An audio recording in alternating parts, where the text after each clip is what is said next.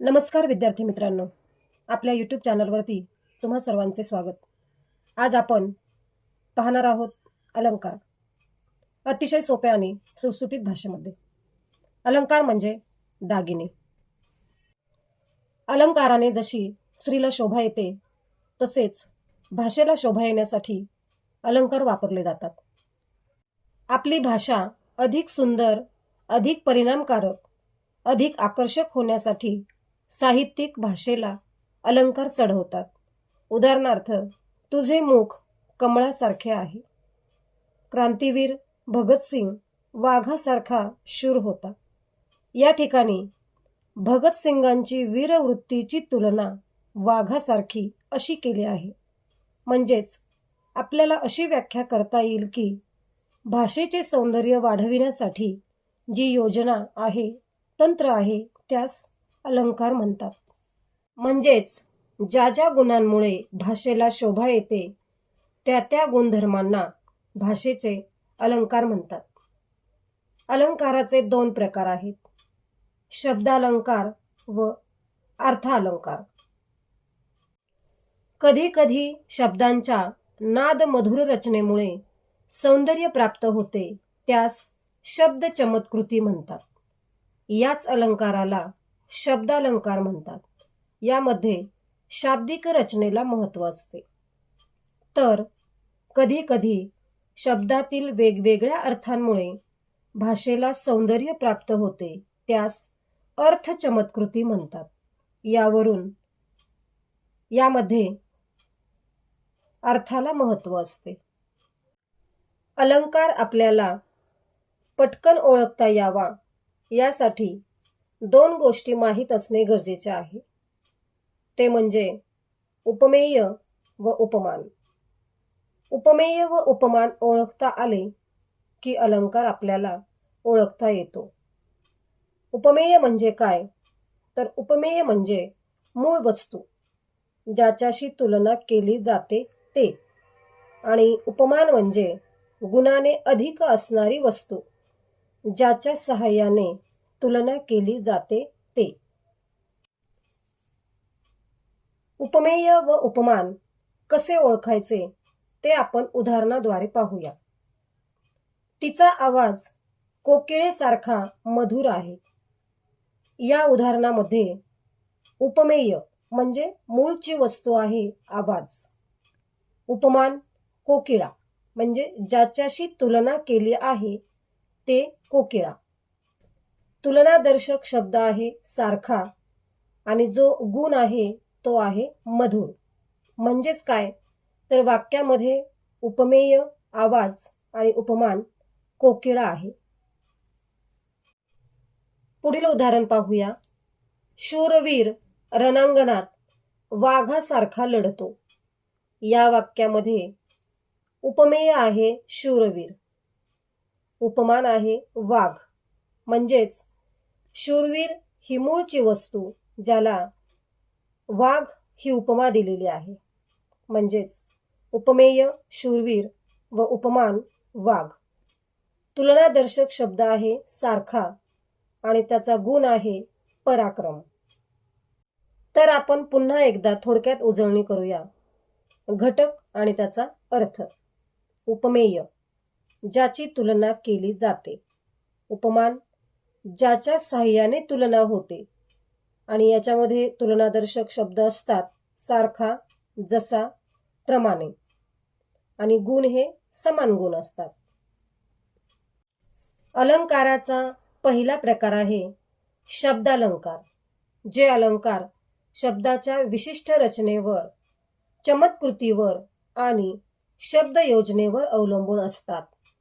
थोडक्यात शब्दांच्या केवळ रचनेमुळे सौंदर्य निर्माण करतात, त्यांना शब्दालंकार असे म्हणतात.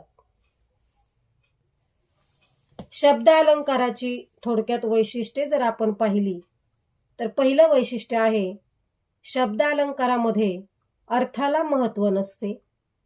दुसरं वैशिष्ट्य, यात शाब्दिक रचना असते. तिसरं वैशिष्ट्य आपल्याला सांगता येईल, शब्दांची पुनरावृत्ती असते. चौथं वैशिष्ट्य सांगता येईल, यमक साधलेले असते. आणि शेवटचं वैशिष्ट्य सांगता येईल, शब्दांचे दोन अर्थ असतात. म्हणजेच एकाच वेळी अनेक किंवा एकापेक्षा जास्त अलंकार या वाक्यांमध्ये असू शकतात. शब्दालंकारामधील पहिला अलंकार आहे अनुप्रास. या अलंकाराची व्याख्या आपल्याला करता येईल एकाच अक्षराची पुनरावृत्ती, म्हणजेच त्यातून निर्माण होणारा नाद. यावरून आपण अनुप्रास अलंकार ओळखू शकतो. उदाहरणार्थ, मोठेपणाचा मार्ग मरणाच्या मैदानातून जातो. यामध्ये तुम्ही जर पाहिले तर मची पुनरावृत्ती झालेली आहे. दुसरे उदाहरण पहा, फुलावर फुलपाखरांचे फडफडणे चालू. यामध्ये फची पुनरावृत्ती झालेली आहे. अनुप्रास म्हणजेच एकाच अक्षरांची पुनरावृत्ती. अनुप्रास अलंकाराचे आणखीही अनेक उदाहरणे सांगता येतील. त्यापैकी चमचमते चांदणी चंद्राच्या अंगणी. चमचमते चांदणी चंद्राच्या अंगणी, चंचल चपला चंद्रिका चित्ता भूलविनी. या वाक्यामध्ये च ची पुनरावृत्ती झालेली आहे. शब्दालंकाराचा दुसरा प्रकार आहे यमक अलंकार. यामध्ये एखादा शब्द किंवा अक्षर कवितेत चरणाच्या ओळीच्या शेवटी पुन्हा पुन्हा आले की यमक अलंकार होतो. याची वैशिष्ट्ये: नंबर 1, अर्थ वेगळे पण उच्चारात समानता असते. शब्दांचा वापर चरणात ठराविक ठिकाणी झालेला असतो आणि त्यामुळे नाद निर्माण होतो. यमक अलंकाराचे उदाहरण पाहूया. सुसंगती सदा घडो, सुजन वाक्य कानी पडो. या वाक्यामध्ये घडो आणि पडो हे दोन शब्द यमक दर्शक शब्द आहेत. तसेच दुसरे उदाहरण आहे, माहेरची प्रेमळ माती, त्या मातीतून पिकते प्रीती, कंसावर माणिक मोती. या वाक्यातील तिन्ही ओळींच्या शेवटी माती, प्रीती आणि मोती हे यमकदर्शक शब्द आलेले आहेत. शब्द अलंकाराचा तिसरा प्रकार आहे श्लेष अलंकार. या अलंकारामध्ये एकच शब्द दोन अर्थांनी वापरला जातो. उदाहरणार्थ, मला एसटी लागते. लागते हा जो शब्द आहे त्याचे दोन अर्थ होतात. पहिला अर्थ म्हणजे गरज असणे आणि दुसरा अर्थ म्हणजे त्रास होणे. तसेच दुसरे उदाहरण आहे, मित्राच्या उदयाने कोणाला आनंद होत नाही. या वाक्यामध्ये मित्राच्या म्हणजे दोस्त असाही अर्थ आपण घेऊ शकतो किंवा मित्र म्हणजे सूर्य असाही अर्थ होतो. म्हणजेच वाक्यामध्ये जो शब्द आलेले आहेत त्या शब्दांना दोन अर्थ असतात. या ठिकाणी श्लेष हा अलंकार होतो. आज आपण शब्दालंकाराचे 3 प्रकार पाहिले. पहिला अनुप्रास, एकाच अक्षरांची पुनरावृत्ती. दुसरा यमक, उच्चारात समानता. आणि तिसरा श्लेष, शब्द 1 अर्थ 2. धन्यवाद. भेटूया पुढच्या व्हिडिओमध्ये अर्थालंकार घेऊन.